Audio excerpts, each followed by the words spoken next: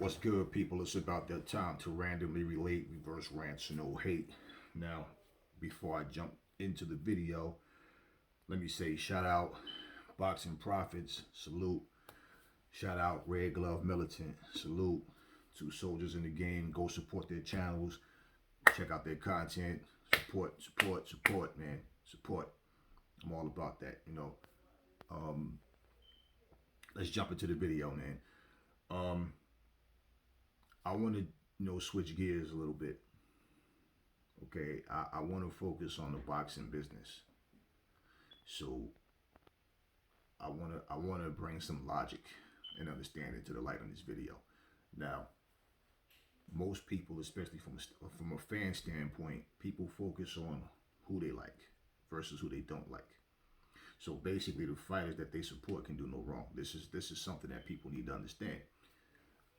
And I'm only talking to the intelligent ones. All right, I'm talking to the real ones right now. And I'm focusing more so on my family. This is okay. My subscribers, my family, more than it's for everybody. But I'm focusing more on you guys when I'm talking what I'm relating to, about in this message. Okay, because what happens with people who don't use logic and common sense is no matter what you say, the more sense you make, the more excuses they come up with to try to debunk what you're saying. Okay, you're not debunking anything. You're just basically giving your opinion. You can only debunk with facts. Okay, you yelling facts out don't change anything, and it doesn't make it facts because you're yelling facts at the end of your sentence. That doesn't mean anything. Okay, I'm talking to the real ones. The real ones are going to understand where I'm coming from. This is who I'm talking about. Talking to. Okay. When we're talking about the boxing business, this is what we got to focus on. It's just like any other business. Okay?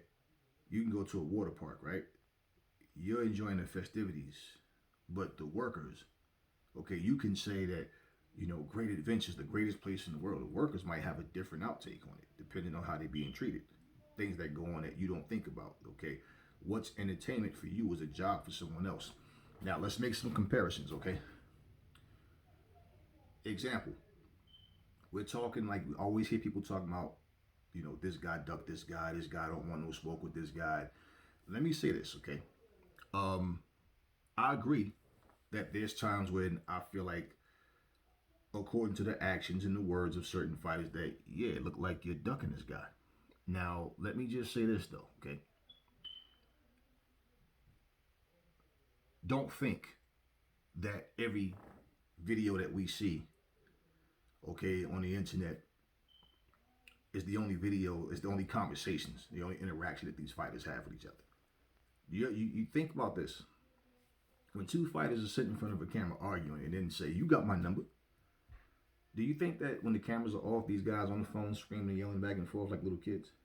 You do realize when that camera's on, they go into acting mode. You gotta, Now, there's some fighters who I feel like generally don't like each other. And most of the time, like for example, the incident with Terrence Crawford and Gary Russell, that didn't happen in front of a camera. So there was some real heat there. I believe AJ and Dillian White really don't like each other. I believe AJ and Jarrell Miller really don't like each other. Okay, I believe Deontay Wilder generally don't like AJ. For what, I don't know, because there was never anything between them. But that we, which I'm gonna get into in a minute. Okay, is another example of something. But there's fighters who, really don't like each other. Okay. These guys are not going to be sitting up on the phone calling each other back and forth. They're not going to be, bumping to each other outside of boxing in a boxing ring, and they're going to be shaking hands and chopping it up. They don't like each other. Altercations happen in the street. They, run into each other somewhere at the airport. Now, if you're willing to risk your freedom and go to jail over some stupid shit instead of just handling it in the ring like you should, well, that's something else. But let's be realistic about something. There's certain things that happen openly that people put their foot in their mouth. Now, I'll give you an example of something. An example, Gary Russell made claims about Bill Haney and Devin Haney that they never got back to him. They're doing bad business. Bottom line, they said the same thing about Gary Russell. So I made a video, and in my video, I'm saying, look, the back and forth I'm not concerned about. It's just he said, she said, but at the same time, it's like that's not gonna get the fight done. It doesn't do anything for us. You want to see the fight, so if you ride with Gary Russell to say, oh, Devin Haney's ducking, it doesn't change anything. If you're riding with Devin Haney and say Gary Russell is ducking, that doesn't change anything. That's the petty part of it. That's the shit that I want to stay away from. That I'm not even. It's like, I can give you certain news, but like it gets to the point where certain things just become silly, man. It's goofy. Here's the difference in the situation. Gary Russell made claims, and he even said things like Al Heyman is not going to put up the money. Al Heyman already told me. He said, hey, man, they the champs. They got to come up with that money. I'm not putting that money up. He said that. Then on the video where he's on Aki's channel, it's Aki and Bill and Gary Russell or whatever, somebody speaking for Gary Russell, or however it was supposed to be, just silly shit. But they were going back and forth. And he's saying, we trying to get Al Heyman to do this shit right now. So we want the world to see. We try to get it on free TV. But Gary Russell, you said Al Heyman's not going to put the money up. So now you're saying something completely different. And if somebody was speaking on your behalf, well, then you're still held accountable because you approve what they're saying. At the end of the day, everything that Gary Russell said wasn't what they said it was. Bill proved it. No. Here goes the term sheet. This is the same one we sent to your phone, to your email. What do you mean it's not there? And they're arguing the point of something, oh, this, that, and yada, yada. Okay, now let me just break this down. What I was basically getting from Gary Russell's side is that the term sheet wasn't, there was things missing. What was supposed to be on there wasn't on there. Now, let me just say this. Situation, you're at work. Okay, let's make a comparison. You're at work, and let's say you're at a job where they do inspections on your work. Now, they come to you with an inspection sheet, but they don't have comments in it yet. I would never sign that because basically they can give you a bad review, and then what it ends with is your signature saying, okay, I read it, I agree. So I will always say, no, when you put your comments and put your signature on there and we're going to go in the office and you're going to make me a copy right in front of my face, and then because what happens is they could sit there, you go and sign it, and then all of a sudden they say, oh, they could say something like, Johnny is a great worker, he gets the job done. Then you sign it. Then they can sit there and go, however, he tends to not focus, he lose focus, he wanders around the building, yada, you understand what I'm saying? And then it could be bullshit. And most of the time when those things happen, it's because you don't have a good working relationship with that particular supervisor, manager, whoever it may be. So no, you sign everything that's supposed to be signed, you put your comments, then I can also put, I read this evaluation and I do not agree, and I'll put my comments in. But if you come to me with a blank piece of a blank fucking form, it's or they might put just a few lines in no, because this way now, if I don't sign it, and you go and you write whatever you're going to write in, put your comments in first, because I'm going to read that shit. You're not just going to hand me a piece of paper and I'm going to sign it. No. So for you to come to me and give me the copy, no, I'm going to be there when you make the copy. This way they can't alter anything. What they said, what they wrote is on your paper. So if Gary Russell was trying to say that the term wasn't right and he wasn't going to sign to something, that would be one thing. Now, that was basically the mystery. It was his word versus Bill's word. Now, Bill debunked that with proof. So now all Gary Russell was doing was talking about in the past. Well, y'all was supposed to this. On that paper, this and this. Any other time, yada, yada. Now, that would be like this. Somebody say to you, look, Mr. John, whatever, Mr. Williams, okay, we want to hire you. What do we need to put, okay, in writing for you? What do you need to accept this position? Now, you respond with something like, okay, what I need in writing is the fact that no weekends. I'm working an 8-hour shift.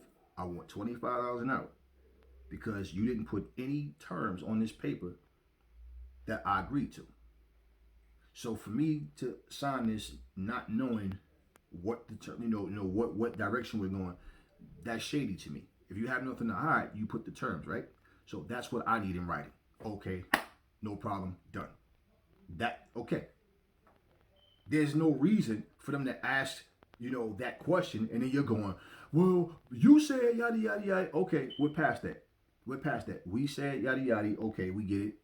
There was confusion. Now we're asking you, what are your terms, and we'll meet those terms. Well, but the thing is, that's what Gary Russell was doing. So there's no other video that I need to see. What else do we need to see? Only thing we need to know is if he actually accepts the fight and a date in place that the fight is on. Because the back and forth is worthless. Now, let's skip to Deontay Wilder situation, right? With AJ. When AJ said, if he offers me $50 million, shit, I'll take the fight right now. Or tomorrow, or whatever, right? All of a sudden, they send a so-called contract saying, or an offer saying, $50 million, take it or leave it. So, okay, we're interested. Let's start. No meeting, no discussion. Just take it or leave it. Who does that? Who does business like that? They could put terms that could be like a wrecking ball for another fighter to accept those terms. For $50 million, you do it. No, to a broke fighter, to a fighter who's never made much money, they would probably jump to those terms because, hey, I've never made that much money, right? So they'll jump to that and, okay, AJ was already making $32 million a fight. So for him to have to feel like he has to, no. When have you ever heard negotiations happen that way? Now let's look at something else to compare that to. I work for a place that got privatized. And when they privatized that place, the new owners talked about, oh, we're so excited. Oh God, I'm so choked. I can't wait. Oh God, I can't wait to become a part of the family. And da da da da. They talked about everything except for the things that we wanted to know. Are you tampering with our pay? Are you tampering with our benefit time? Are we going to get paid bi-weekly or weekly? You understand what I'm saying? Plain and simple. And are we going to have a union? Those are the 4 things that were most important to us. Anytime someone has a takeover like that, they know that this is going to be a change in everybody's life, positive or negative. So they know the first thing people want to know is, those 4 things or whatever other reasons, but they know what's important to the people. Okay, your pay is number 1. Your pay is number 1. Are we going to work one shift? Will it be a swing shift? These are the things you want to know. The first thing they'll do is, well, just for starters, we're not touching your pay. We're not touching your benefit time, or maybe we're taking 2 or 3 holidays or whatever. But whatever, they get that out in the opening. Why? Because now they know for the rest of the presentation, they don't sound like blah, blah, blah. Because until you hear what you want to know, it's like, I can care less about how many companies you ran and what you did and all this stroking your own. We don't care. We want to know what pertains to us. So they get that out the way right from the beginning of the presentation. These people did everything except for tell us what we wanted to know. And they directly avoided those questions. And then they gave us offer letters when they took over. Okay, so you have the choice. Am I going to stay or leave? Most people left. The day before they took over, they left. And it was understandable. What they did, and I was one that stayed at the time, and they came with an offer letter. And you know what they did? The same day, they come to work and they come to you. Now, my shift was 3 to 11 at the time. They came to me with the offer letter and said, okay, we're giving you an offer letter, but an offer letter, okay, that you have to sign it before 4 o'clock. Now, I already knew we wasn't going to have the same thing. I doubted we were going to have anything that benefit us the same way. And what ended up happening was I stayed, and I accomplished what I wanted to accomplish by staying. And then I left when I was ready.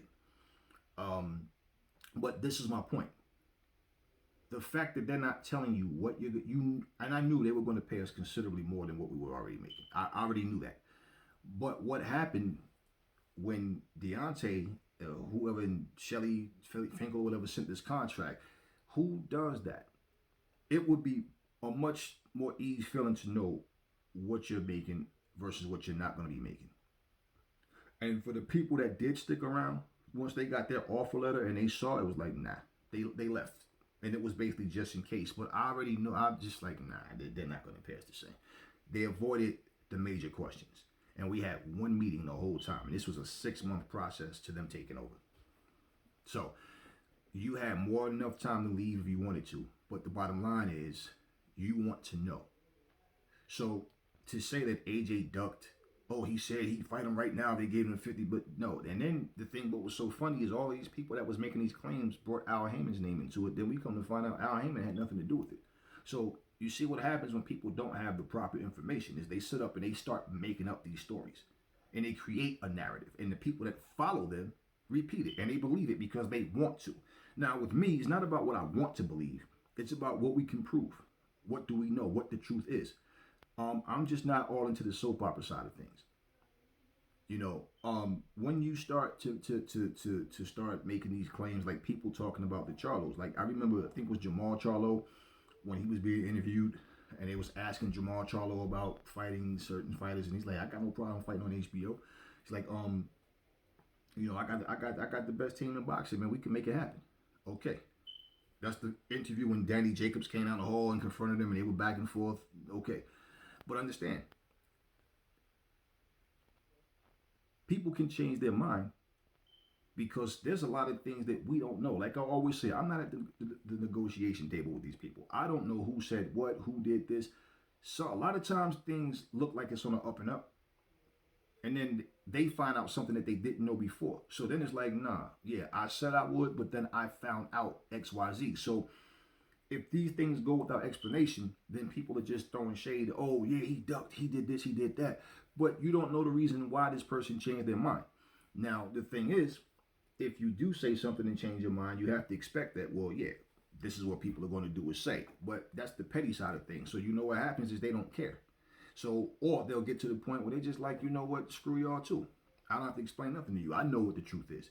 So, either way, it doesn't change what the truth is. Okay, the truth, even if the truth goes unknown, and we may never find out what actually happened, but is that really what's important? The point is when we get the fight. All of this stuff leading up to it, all of this theatric soap opera shit doesn't change anything, and I'm not into that. Now, let's look at this.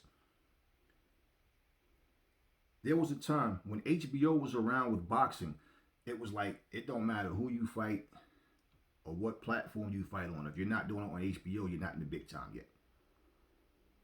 Okay? Showtime was like, okay, the number 2 channel for boxing. We'll watch Showtime if nothing's going on HBO. Put it like that. That's what you watch if HBO has nothing going on. And I always enjoyed the fact that Showtime put on more fights, more action-packed fights. HBO only gave you the main event, or sometimes you might get 2. And now here's the funny thing: what works for certain fighters don't necessarily work for everybody else. Now let's look at this, for example. When Floyd Mayweather made his offer to HBO and said, "This is what I want," they said no, no problem, no hard feelings. What does he do? He goes to Showtime with the same offer. Done. Max Kellerman, Jim Lampley, different people. I remember them having a video they did where they all sit at this table and it basically just bashing Floyd and talking about how Showtime is in a big hole after offering Floyd all that money, and they're struggling and all this shit with smiles on their faces. And what ended up happening was HBO boxing got canceled. Showtime is still around. Now, who knows what the future holds? Whether it's Showtime, whether it's the Zone, ESPN, whatever the fuck, like any network that holds boxing or anything, something can happen where, okay, this company's out of business or this network is no longer showing boxing. Shit happens. But for everybody that said Floyd was stupid for what he did, look at what Floyd went and accomplished. So who really looks stupid? All of the experts that was looking for the demise of Showtime and Floyd Mayweather? So think about this. Should your career be defined, or should you make moves in your career based on what you think everybody else wants you to do or don't want you to do? Or do you go out and do, you have a goal, you have a mission, this is what you want. And when you go and accomplish that, people hate you more. And I'm seeing the same thing with the Charlos right now. Oh, but they said this and they said that and they said this. Look, realistically, what's going to happen in the future, that's what I'm focused on. Now, let's look at what happened with Deontay and AJ. What about the 120 million? We want you to fight Dominic Brazil in 2 fights with AJ, 120 million. Okay? His reason for turning that down, and this came out of their mouth. This wasn't a he said, she said. They wouldn't tell us how much AJ was making. We know that fight is going to make way, way more than what they're saying. And so, in other words, we want half. We want half. 120 million is crumbs based on what the fight is going to make, because they thought that this fight was going to, break records. This was going to be bigger than Floyd, Manny Pacquiao. And realistically, fuck no. I don't see that shit being, no. Let me say this though, okay? Let me say this. All of that's in the past. What happens now determines if AJ get past Pulev, if Wilder comes back and he gets past, when he comes back, if he gets past Fury, and what happens from there. There's no need for anybody to bring up, oh, but remember the DAZN thing, or remember the $50 million, and people are still bringing up dumb shit.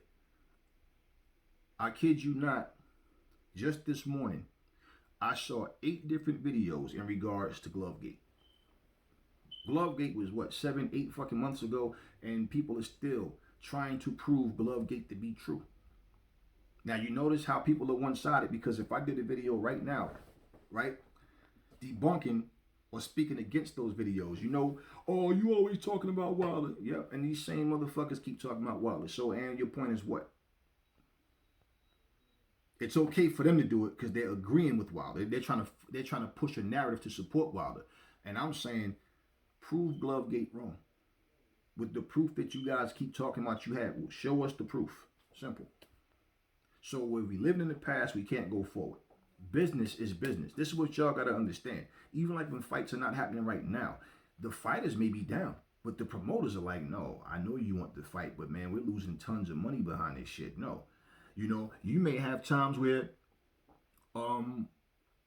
certain trainers and, a certain camp might feel like, man, you're not ready for that guy. That guy beat the shit out of you right now. You're not ready for him. They may not tell that fighter that, but inside they may feel that and know, nah, he's not ready yet. The fighter wants to fight. Of course, people are human. I know there's fighters that they know, okay. There was a time when Errol Spence first started really making waves. Keith Thurman, Sean Porter, Danny Garcia, none of these guys was calling out no fucking Errol Spence. None of them. None of these guys was openly saying, I want Errol Spence. They was trying to avoid those conversations. And I'll tell you, when he fought Kell Brook, what people saw as weaknesses was like, but they wasn't quite sure because they know Kell Brook is dangerous. But at the same time, then he fights Mikey Garcia. Now they feel like, oh, man, he's a lightweight and he couldn't even knock him out. Oh, okay. Now, it's always when people think that they see a weakness in you. Now, all of a sudden, I'll fight that motherfucker. So when these fights don't happen, you got to understand it's business as well. There's fighters who I think duck other fighters because of the actions that they display and the words that they say. Not because I like that fighter better and I just want to make a narrative, create a narrative about, what did or didn't happen because it was that guy's fault and I'm showing favoritism. Like that does nothing for me. I have no reason.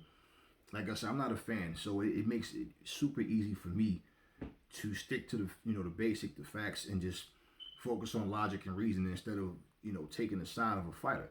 Now, when I'm speaking about the Charlos, understand where I'm coming from. People are showing hate and saying they hate these guys. I can't stand them motherfuckers. Da, da, da, da. And like I said in the previous video, I've seen Conor McGregor do stupid shit, disrespectful shit. Mike Perry, same thing, putting their hands on old people and all kinds of dumb shit. I saw Mike Tyson do stupid shit, but they got love for it. You know, that's just Mike, man. You know, yeah, that's just Mike Perry, man. Yeah, you know, that's Conor just being Conor. So they get the green light, but you have guys who don't do shit like that. They just don't kiss ass, and they don't mind being who they are. Yeah, they might not want to shake certain people's hands at the end of the fight, and they have a certain motivation, and they see things a different way, but they're not fucking with nobody. Now, you can like or dislike who you want. That doesn't matter. My thing is, we can't have a conversation if you're talking as a fanboy and you're not being being logical. It's not even a conversation. Because my whole thing is not to debate with you or argue with you about what I think. It's basically we're pretty much putting the news out there. And like I said, my opinions are not facts. My opinions are based on facts.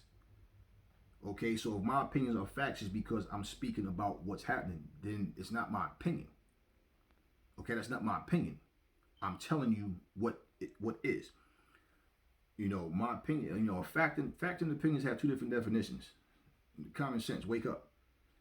Okay, what I'm saying as far as you leaning towards a fighter and you saying that this guy's ducking this guy, like right now, there's a lot of talk about Canelo and Charlo. Charlo's ducking Canelo. Charlo's don't want to fight him. Oh, the Charlos are this, the Charlos are that. And then you keep talking about the past. Let's talk about right now. Y'all can have all that past shit. Let's talk about right now. That's why I went out my way to bring clarity to this whole Gary Russell, Devin Haney situation. Because there's so much talk about this guy's ducking this guy. He don't want him. Okay, well, let's get the information. Now, the video that I played the clip from, which was on Aki's channel, if in that video it was just pretty much he said, she said, I wouldn't have even did the video because I already did a video about that. And it didn't get us anywhere with what is actually going to happen, okay? It was just a bunch of he said, she said. Because Bill, and that's why I watched the whole video before I actually, made a video about it. Because, like I said, I wouldn't have if he didn't bring proof. But Bill actually whipped out the proof. And they had, Aki had it set up with different videos he was playing. Was Gary Russell saying one thing and then saying something completely different. Eddie Hearn speaking, saying what his involvement was. So as far as trying to find out who's telling the truth and who's lying, well, we don't have to do that anymore because now we know. We saw what happened. We saw the proof. And pretty much Gary Russell was saying one thing and then he's doing something completely different. They both, like I said, were accusing the other of doing the same thing. But then it's like Bill was making all the sense in the world. Gary Russell was making no sense. Now, as two fighters, I can't say who I want to win between those two. I like both of them as fighters, and it's like, may the best man win. I can't even pick and choose. This is not about who I like. So I don't care about who you like or don't like. That's not what it's based on. We're looking at the facts, okay? We're looking at logic and reason. And that's why I said from the very beginning of this video, I'm talking to the real ones. So if you have a stupid-ass comment, keep it to yourself. If you have but don't motherfucker, I don't want to hear your emotions. Like I said, I don't understand how you fucking men out there get so emotional over other men. Anyway, I'm not that emotionally invested in anyone. This is just a conversation, okay, amongst grown-ups. So for all you little kids, don't come leaving stupid comments in my comment section. Don't come to me with this bullshit about your feelings because I can't relate to you. We're talking about facts. We're talking about opinions. But we're talking about logic and reason. It's as simple as that. So even with the Deontay and Eddie Hearn situation and AJ, we know who was sitting in office. We know who turned down $12 million. That turned to $15 million, and it was turned down. And then took a fight for $2.5 million. I mean, how much sense did that make? Now, remember when Deontay said Ortiz is way better than Joshua. AJ don't want to fight Ortiz. These fighters, nobody don't want to fight Ortiz. That's why I'm fighting him. Right? And this is after he said he would never fight a drug cheat. Well, wasn't Ortiz a drug cheat not once but twice as far as we know? Okay, and he fought him. And he said that AJ wouldn't fight him. Okay, well, if you see him as being better than AJ, then you and your team should have got together with Ortiz and tried to push this fight and promote this fight like this is the big fight right here. Instead of calling him a drug cheat and trying to belittle him, you should have built that fight up so this is your Super Bowl fight. That's not what you did. He shot Ortiz down and called him a drug addict. Okay, a cheat. So you fought him for 2.5 million and turned down 15 because when it comes to AJ, his ego kicks in and he feels like I'm the star, not you. We do 50-50 or I do 60-40. How? You can't sell out an arena in your own hometown. Nope. So I mean AJ came over here and had a packed house and people talking about, oh, but it's because he brought Brits over. Okay, well, that makes it even worse because they flew from a whole other country to come over here. You live here already and can't fill up a building in the town that you come from. So, we're talking business. Gary Russell was a fighter that I like, but Gary Russell doesn't draw. Gary Russell needs to have an opponent that stands out for him to even be considered. As a headliner, Gary Russell can't fucking sell out a building either. Gary Russell doesn't sell by himself. Someone like AJ who can fight and whoever he fights, he's going to get a massive amount of people come out to watch him fight. So I can't lean towards anybody in terms of favoritism. That's not who I am. But I got to look at the facts. Devin Haney's on fire right now. He's up and coming. He's making his mark. Gary Russell has been around. I can go from gym to gym right now. I can go around and talk to different people. And of course, it's a lot. It's probably more casual than it is actual boxing fans. But only real people of boxing, fans of boxing, they are really the only ones that know Gary Russell. But nobody brings his name up. I say Gary Russell on a regular shit, they don't even know who the fuck I'm talking about. They know who Devin Haney is. And Gary Russell is the longest reigning champion in boxing right now, and people still don't know who he is. And basically, no, his name does not draw. So it's like knowing of him, but then him having that right opponent, that can escalate his career, especially if he wins. But at the end of the day, we're talking about the business side of things versus what we think we know. Okay, one thing I learned about life is the more I learn, for everything I learn every day, everything I learn, it lets you also know how much you don't know.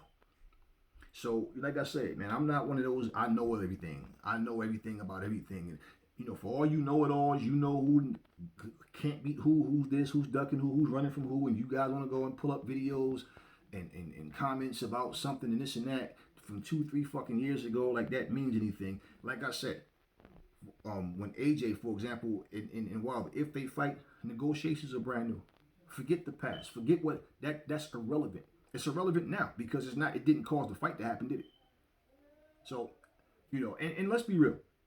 We've heard Deontay Wilder, for example, we heard him say, not Lance Pugmire, not Stephen A. Smith, not Max Kellerman, we've heard Deontay say, don't worry, I ain't fighting AJ for no amount of money.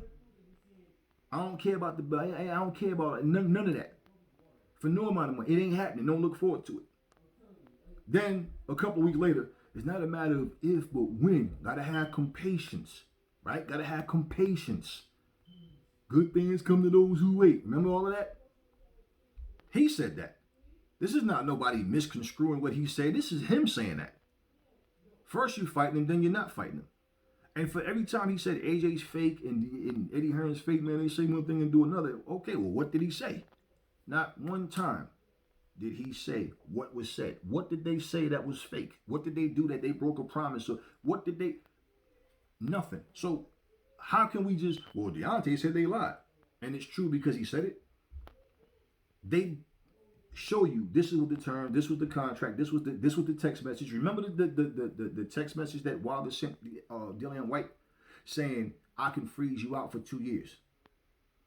Why do we know about that? Because he sent that to Dillian White's phone and he showed the boys on the zone who completely backs Deontay Wilder.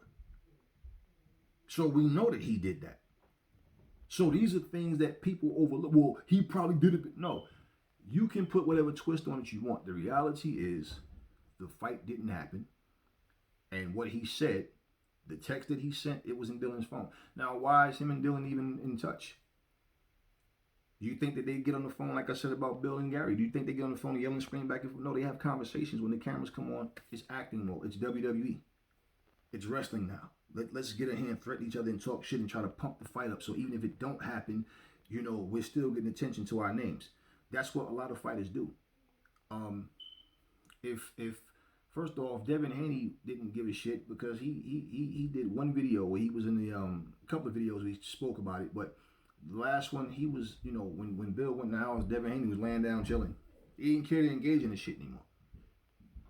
So to have someone speaking on your behalf, but you can't bring up facts, you're just talking about what he said, she said, no. So on the business side of things, you got to always understand, business comes first. In business, that's just the way it goes. Your employer don't care about you. Your employer cares about what you can do for his or her company. And you will be replaced when you have a different agenda. That's just how it goes. They will replace you with a drug addict that can't function, as long as they have somebody in the building that can just replace you to show up to work. That's just the way business is. It's what you can do for us. It's not what they can do for you. That's not business. That's not how it's ran. So when you do have someone, that's why like with, you know, Mayweather Promotions, I don't know how solid they are, you know, what kind of grip they have. I mean, obviously they're doing something. I see Leonard Ellerby down there every week, you know, on representing TMT. But at the end of the day, what I'm saying is when you do business, and if companies had their workers' best interests in mind, people wouldn't leave jobs. They retire there. This is business. You guys are just looking at the boxing aspect of it. You can set up on YouTube and go through fight after fight after fight. This is like a business. You have to understand. If it doesn't make sense, it doesn't make dollars, and they're not going to push fights when they don't feel like it's good for business. So you always got to look at both sides, man. The business side of it as well as the entertainment side of it, but at the same time, understand they only tell you what they want you to know. Managers have meetings with supervisors. Managers have meetings with supervisors and the workers with the lower titles as well. They don't want you to go back as a supervisor and tell the workers what you talked about in their meetings. Then you have manager meetings where the supervisors are not even invited. So they're watching you, the same thing that they have you doing to the employees whose position is under yours. They're doing that to you. And then you have managers and administration. Okay? So when you go to the top of the top, it's like a chain of command. Okay? You don't go and repeat to your supervisors what we're talking about now. They tell the supervisors, you don't go and tell the workers what we're talking about now. That's how it goes. And y'all should know that. So when people say, but the fighter has the last word, yes, the fighter can say, no, fuck that, I want to fight. At the same time, if you are difficult to work with and you're putting yourself in the worst case scenarios for yourself, and you end up retiring from boxing broke, fucking brain damage and all kinds of shit, then I mean, hey, you have 6 fighters that had success in boxing. Most of them, if you listen to them now, they're talking with slurred speech, and they'll tell you like they don't have any money from boxing, man. They had to get involved in other things. They had people had charities and raise money for them and all that, you know, kinds of stuff. But from boxing, they didn't walk away with millions of dollars from boxing. A lot of fighters, most of them, they'll tell you like I don't even have any of that money left. You went from a 1-bedroom apartment with 7, you know, brothers and sisters to a mansion to now another 1 or 2-bedroom apartment. And don't have anything to show for it except for highlight films. But basically, physically, mentally, you're not the same. You know, we're all human beings, man. There's no fighters on the face of the earth. Oh, I can't stand that guy. I don't care for certain fighters as fighters. Like, they don't do anything for me as far as their skill set. But as far as human beings, I don't know these guys. Some people have obnoxious attitudes and personality and characters, but and it's I don't really like dealing with that guy. But as far as like just I don't like that guy, I hate that guy, and I mean I've seen comments people talk about I hope one of the Charlos die in the ring. I'm like, what the fuck kind of yeah, I mean like just the fact that you even think like that, like man, you're a clown. Why would you want to see somebody die in the ring, man? You know why? Why would you wish that on somebody? You know, look, man, never fall in love with lies. Remember, the truth brings hate out of people. That's all I'm going to say on this video. I will catch y'all on the next one. Hey, Go support Red Glove Militant's channel. Go support Boxing Profits. All right? Out.